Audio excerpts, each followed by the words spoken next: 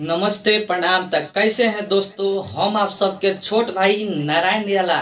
तो जी हाँ दोस्तों, आज बात करे वाला बानी ट्रेडिंग सेक्शन में। आजकल भोजपुरी गाना बहुत कम आवता। आजकल ट्रेडिंग सेक्शन के राजा भइल बड़न, सेकरा के हम बता दी नील कमल सिंह।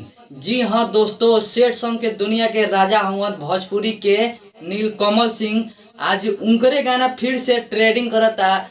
जौन गाना के टाइटल बा जियो एक करेजा, जौन गाना ट्रेडिंग नंबर 7 पर ट्रेंड करता।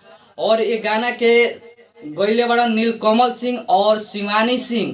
तो जी हाँ दोस्तों, इस गाना के राइटर आशुतोष तिवारी और म्यूजिक डायरेक्टर प्रियांशु सिंह बाड़न।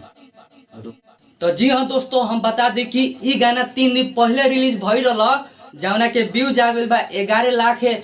और कंपनी के नाम बा वेब कंपनी म्यूजिक से ई गाना के रिलीज भइल बा। और ई गाना नहीं खोलो सुन ले तो जाके सुन सकता लो। वेब म्यूजिक कंपनी से ई गाना 3 दिन पहले रिलीज हो गइल बा। जी हाँ दोस्तों, ऐसा ही नया नया गाना के अपडेट लेके आते रहे, नहीं आगे भी लेके आवत रहे। और हमारे यूट्यूब पर नया बनी तो हमारे चैनल के नाम बा बिहारी शायरी मस्ती। अगर हमारे चैनल पर नया बनी तो हमारे चैनल के सब्सक्राइब करी।